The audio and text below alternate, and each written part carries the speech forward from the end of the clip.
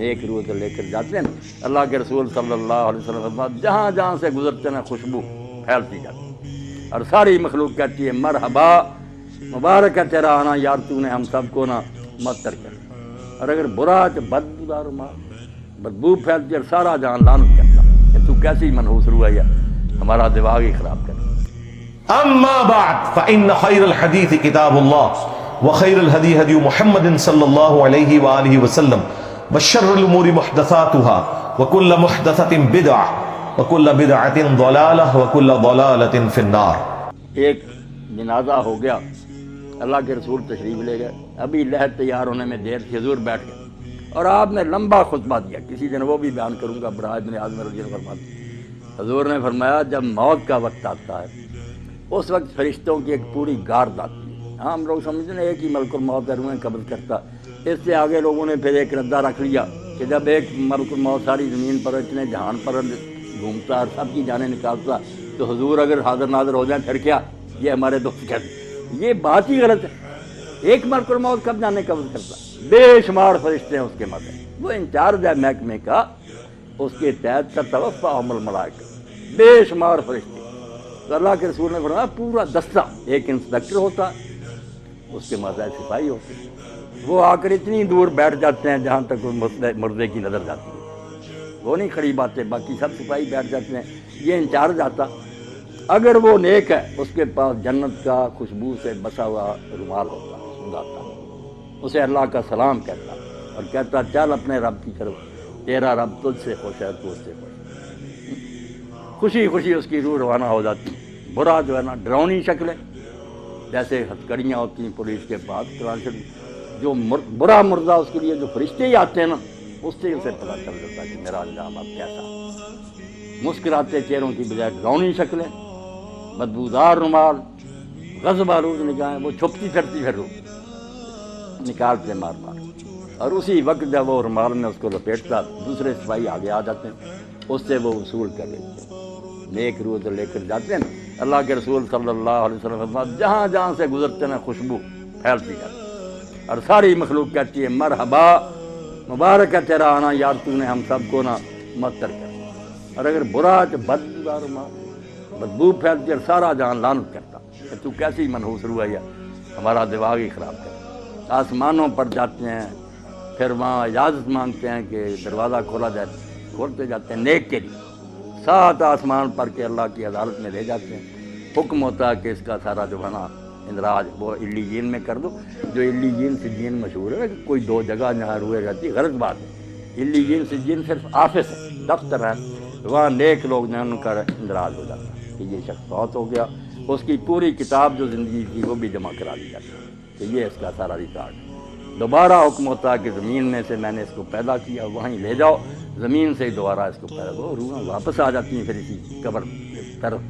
برے کی روح لے کر جاتے ہیں. جب حضور صلی اللہ علیہ وسلم فرمایا اللہ کہتا نہ آسمان کے دروازے نہ کھولو، میرے دربار میں نہ دفع کرو، گار دو، اس کو 7ویں زمین کے نیچے پھینک دو، وہیں رہ، وہاں سے نکالو. لمبی حدیث ہے جو حضرت ابراہیم نے ہم سے. نیک لوگوں کی روحیں خوشی میں ہوتی، کیسی پاک زندگی ان کی. حدیث پاک میں آتا ہے سنن ابن ماجہ کے، جب اس کو فرشتے آ کر حساب کے لیے کہتے ہیں نا کہ جواب دو ان سوالوں تو منظر دکھایا جاتا ہے سورج غروب ہونے کا. جب وہ مردہ ہوش میں آتا ہے اور فرشتوں کے سوالوں کے جواب دینا چاہتا، دیکھتا ہے کہ سورج غروب ہو رہا ہے، عصر کا وقت بھی تنگ ہو گیا، تو وہ کہتا دو نہیں سکتا، مجھے ذرا مہلت دو، میں نماز پڑھ لوں. وہ کہتے ہیں اللہ یار تو اسے کیا حساب لینا جس کو اس وقت کی نمازی آ گئی. مگر یہ حال ان کا ہی ہے نا جو زندگی میں نمازی رہے، جن کو یہاں کبھی خیال ہی نہیں آیا کہ نماز نامی شاید بھی مسلمان کا کوئی کام ہے، انہوں نے وہاں نماز کو کیا یاد کرنا. یہ سچا مومن اس وقت کہتا ہے دیکھتے ہوئے کہ سورج جا رہا ہے، تو کہتا ہے یار سوالوں کے جواب دوں گا میں، پہلے مجھے نماز پڑھ. بڑا خوش ہوتے ہیں. اور جب سوال کرتے ہیں تیرا رب کون ہے، تیرا دین کیا ہے، تیرا نبی کون ہے، دیتا تو کہتے ہیں ہم پہلے ہی جانتے تھے. اس سے پوچھے تو نے یہ اس نے کہا میں اللہ کی کتاب پڑھتا تھا، قرآن سے مجھے سب پتا. تو کہتے ہیں ہمیں تیرے بارے میں یہی توقع، سو جا. جیسے دلہن آرام سے سوتی ہے اور روزانہ پھر اس کو جنت کا مقام دکھایا جاتا ہے. ہر روز پردے ہٹا کے صبح شام وہ دیکھتا ہے کہ آخرت میں میرے لیے یہ تیار خوشیاں. جیسے مہمان خانے میں ریسٹ ہاؤس میں بیٹھے نا، وہاں دیکھتا ہے کہ میرے لیے یہ انعام ہے، خوشیاں ہی خوشیاں، اور دوسرے کو صبح و شام جہنم دکھائی جاتی، جیسے پھانسی گھاٹ دکھایا جاتا کہ یہ ہے تیرے لیے، اب پھانسی گڑے میں پڑنے، وہ بیچارہ پہلے ہی مرتا، مرنے سے پہلے روز مرتا ہے کہ جہاں میں جانے والا ہوں۔ اللہ فرماتا ہے نار یعرضون علیہا غدوا، صبح و شام فرعون اور اس کی جماعت جہنم کے آگے سے گزارے جاتے، وہ دکھائی جاتی، اور یوم القیامت یردون الی اشد العذاب، جب قیامت کا دن ہوگا سچ مچ داخل ہو جائیں گے۔ یعنی مرنے سے پہلے ہی فرشتوں کے شکلوں اور رویوں سے ہی پتہ چل جاتا ہے کہ میرا حشر اب کیا ہے، اور بعد میں جو قبر میں جاتے ہی شروع ہو جاتا ہے۔ یا ایک سوال جو ہم لوگوں کو پریشان کرتا ہے کہ جب یہاں ہی سوال جواب ہوتے ہیں، لوگوں کو ثواب عذاب ملنا شروع ہوتا ہے، قیامت میں پھر کیا ہوگا؟ جو کہتے ہیں صاحب قیامت کو ہونا ہے، ادھر آپ بیان کر رہے ہیں کہ سوال جواب ہوتے ہیں اور ثواب و عذاب ہوتا، یہ بھی آپ لوگ سمجھدار ہیں، سمجھنے کی بات ہے، ورنہ پریشانی ہوتی۔ آپ سارے لوگ واقف ہیں اس سے کہ ایک ہے حوالات کہ زیر تفتیش مجرم وہاں رکھی ہو، ایک جوڈیشل جیل ہے کہ مقدمہ چلا، فیصلہ سنایا گیا، پھر جس وارڈ میں جانے کے وہ لائق ہے وہ سزا سنا دی گئی، اس کو بھیج دیا۔ جہنم ہے جوڈیشل جیل، پورا مقدمہ سماعت ہو کے کس قسم کا مجرم ہے کہاں بھیجا جائے، یہ قیامت کی دن ہوگی۔ اور یہ جو ہے یہ صرف سرسری بات پر، جیسے پاسپورٹ دیکھا، ویزا دیکھا، چلو ادھر اس کو بھیج، یہ صرف ایسے ہے کہ یہ مہمان خانے میں بیٹھے ہوئے ہیں، خوشیاں منا رہے ہیں کہ آخری دعوت ہمارے لیے یہ ہے، جنت دکھائی جاتی ہے، برے ڈر رہے ہیں۔ اب یہاں یہ بھی سوال پیدا ہوتا ہے کہ ساتھ ساتھ ہی کیوں نہیں معاملہ طے ہو جاتا؟ اللہ تعالیٰ کو صبر ابھی فیصلہ کر دے، اس کو جہنم بھیج دے، اس کو جنت۔ یہ کیوں ہے دو مرحلے کہ قبر میں صرف سرسری بات پرس ہے، آخرت میں پھر جہنم میں جنت ہے؟ یہ چیزیں آپ چونکہ پڑھے لکھے ہیں اور یہ چیزیں ضرور کی ہیں کہ عقیدہ جو آخرت کا اس کو سمجھا جائے۔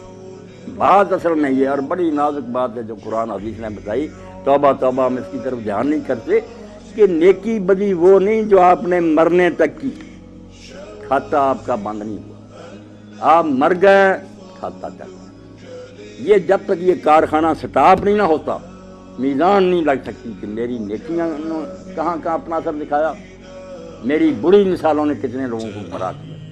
یہ جب قیامت آئے گی نا، اس وقت ہوگا کہ ڈاکٹر صاحب نے کتنے لوگوں کو دین کی طرف رغبت دلائی، ان کی وجہ سے کتنے لوگ دیندار بنے، انہوں نے اپنی اولاد کو، یہ سارا حصہ قیامت کے دن نکلنا۔ اللہ کہتا ہے نکتب ما قدموا وآثارہم، ہم وہ بھی لکھتے ہیں جو زندگی میں تم نے آگے بھیج دیا، اور وہ بھی لکھتے ہیں جو فٹ پرنٹس ہے، آپ کے قدموں کے نشان رہ گئے نا، اور لوگ اس پر چل رہے ہیں۔ اس لیے اللہ کے نبی علیہ السلام کی نیکیوں کا آپ اندازہ کریں۔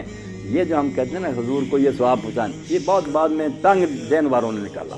رسول اللہ کو پہنچانا کیا، جو نیکی امت کرتی ہے نا، میں نے قرآن پڑھا، نماز پڑھی، روزہ رکھا، ہر ایک امتی کے اس عمل میں سے ایک آپ کے کھاتے میں جا رہا ہے، صحابہ کے جا رہا ہے، اماموں، انہوں نے دین ہم تک پہنچایا۔ جو نیکی سکھائے گا، جتنے اس کے بعد جہاں تک وہ چلتی رہے گی اس کو ثواب ملے گا۔ یہ ایسا بینک کا کھاتا ہے جو بند نہیں ہوتا۔ اور برائی بھی اگر آپ نے شروع کر دی کہ اچھا بڑا گاؤں تھا، آپ نے کوئی لڑکی اغوا کر دی، کو قتل کر دیا، دشمنیاں ہو گئیں، آگے خون خرابے قیامت تک چل رہے ہیں، تو آپ کو ایسا نہیں ملنا۔ اگر ہٹلر نے جنگ عظیم لگا دی اور ساری مہنگائی ہوگی، دنیا مر گئی، تو اس کو ثواب مل سکتی ہے دنیا میں؟ کون سی عدالت تھی؟ اس کے پاس کتنی زندگیاں تھیں کہ اس کو بار بار ایک ایک کے بدلے مارا، لاکھوں تو انسان مرے ہیں۔ اب قیامت کا دن چونکہ وہاں بار بار زندہ ہونا، بار بار مرنا، یہ عدالت نے سنا اس کو اتنی بار پھانسی دی ہے۔ یہ بیچارے کہتے ہیں قانون کے مطابق اس کو دینی تو چاہیے مگر دے نہیں سکتے، وہاں سچ مچ جیت جائے گی۔ تو یہ نیکی اور بدی کا جو لمبا چوڑا تصور ہے کہ نیکیاں بھی جہاں جہاں جا رہی ہیں، یہ بھی آپ کے کھاتے میں پڑی ہیں۔ اسی لیے اللہ کے رسول علیہ السلام فرماتے ہیں آدم کا پہلا بیٹا جس نے اپنے بھائی کو قتل کیا، اب جب قتل ہوتا ایک گناہ اس کے کھاتے میں اور قتل کا پڑتا جاتا کہ تو نے یہ سننا شروع کی، اگر یہ بد رسم تو شروع نہ کرتا تو کیوں انسانوں میں قتل ہو۔ اب جب تک قیامت نہیں آتی آپ سمجھ گئے کہ کھاتا نہیں پتہ چل سکتا کہ اس کی نیکیاں کتنی بنی، برائیاں کتنی بنی۔ اس لیے محتاط رہنا چاہیے کہ میں اپنے طرز عمل سے کہیں اولاد کو گمراہ نہ کر دوں، میرے دوست نہ بگڑ جائیں، میرا خطبہ سننے والے نہ، میں مر جاؤں گا مگر میرے گناہ کی جو گٹھڑی ہے یہ بھاری ہوتی جائے گی۔ کوشش کروں کہ میں اچھی مثال قائم کروں تاکہ اس پر لوگ چلیں، تو میرے مرنے کے بعد بھی وہ ثواب مجھے پہنچتا رہے۔ اس لیے اس کے سوا کوئی چارہ نہیں کہ جاتے وقت صرف سرسری کاغذات دیکھے جائیں، ان کو مہمان خانے میں ٹھہرا دیا جائے، ان کو حوالات میں بند کر دیا جائے، اور انتظار کریں آخری عدالت کا کہ جب آخری عدالت آئے گی پھر ہاتھ پاؤں بولیں گے، فرشتے گواہی دیں گے، زمین بولے گی، سارا تیرے نیکی بری کا کچا چٹھا آ جائے گا، جنت دوزخ کا فیصلہ اس وقت ہوگا۔ اور جنت دوزخ بھی کوئی ایک نہیں، اب جنت کا نبی علیہ السلام نے فرمایا کہ تم سمجھو بس جنت میں چلے ایک برابر ہے، وہاں 100 درجہ جنت۔ ہم دیکھتے ہیں نا کہ بینک بنے، اتنی منزل، 100 منزل، اور منزل بھی اتنی دور، فرمایا یہ زمین ہے جتنی دور آسمان ہے وہاں دوسری جنت، اتنی دور ہی پھر تیسری جنت، 100 آسمان زمین جو ہے اتنے، اور سب سے آخری جو ہے وہ فردوس ہے، سب سے آخری، جس میں اللہ کے رسول نے فرمایا اس کی جو چھت ہے اور اللہ کے عرش سے نیچے سب سے اوپر اللہ کا تخت ہے، اس سے اوپر فردوس کی چھت ہے، اس فردوس کی چھت کا نام عربی زبان میں الوسیلہ ہے، اور وہ صرف ایک بندے کو الاٹ ہوگا ساری کائنات ہے، وہ کتنا خوش قسمت ہوگا، اور وہ کون ہے؟ خود محمد رسول اللہ صلی اللہ علیہ وسلم۔ فرمایا وہ ایک آدمی کو ملنا ہے، اور امید ہے کہ میں ہی ہوں، مگر میں دعویٰ نہیں کر سکتا، تم میرے لیے اذان کے بعد وہ مانگو، اس لیے ہم جو ہے صلی اللہ علیہ وسلم میرے لیے وہ مقام اور مرتبہ مانگو، ہم کہتے ہیں آتے محمد علیہ وسلم کہ اللہ جو تیرے قریب کا وہ مقام ہے وہ حضور کو۔ تو جنت میں بھی بہت مراتب ہیں، اس لیے جتنی جتنی نیکیاں بنے گی، کوئی نیچے کی منزل میں رہ جائے گا، کوئی دوسری میں، کوئی 100ویں میں پہنچے گا، اور جہنم میں بھی اسی طرح بہت طبقے ہیں، ایک ہی نہیں کہ سارے ایسے ہی مجرم ایک ہی طرح اکٹھے کر لیں، نہیں، جیسے پھانسی والوں کی کوٹھیاں الگ ہیں، دوسروں کی آسانیاں، جہنم میں نہیں، کسی کے گناہ معمولی ہے اس کو ہلکا عذاب ہوگا۔ جیسے ابو طالب میں رسول اللہ کے چچا، تو نبی علیہ السلام سے جب پوچھا کہ اللہ کے رسول، حضرت عباس نے پوچھا، بھائی تھے ان کے ابو طالب کے، کہ آپ کے چچا نے آپ کی اتنی حمایت کی، دشمنوں کے مقابلے میں اس طرح وہ سینہ تان کر کھڑا رہا، حفاظت کرتا، آپ کی اس امداد سے اس کو کوئی نفع پہنچا؟ تو حضور نے فرمایا میری امداد اور حفاظت کی برکت ہے کہ جہنم میں سب سے ہلکا عذاب ابو طالب کو ہوگا، ورنہ اگر نہ ہوتا تو درمیان جہنم کے ہوتا۔ اب میرا ساتھ دینے کی برکت یہ ہے کہ پھر جوتیاں آگ کی ہوں گی، توبہ، اس سے بھی دماغ کھول رہا ہوگا۔ باقی جو پھر بہت بڑی جگہوں میں ہوں گے، اللہ کہتا ہے اس وقت تم سر جھکائے پھر یہ منت سماجت کرو گے کہ اللہ دوبارہ بھیج، تو اللہ نہیں سنے گا۔ پھر اب وقت ہے کہ موت آنے سے پہلے پہلے توبہ کر لو، باز آ جاؤ، چھوڑ دو برائیاں، نیک ہو جاؤ، پھر کوئی بات نہیں، تم سے جتنے جی چاہے گناہ ہوئے نا اللہ معاف فرمائے۔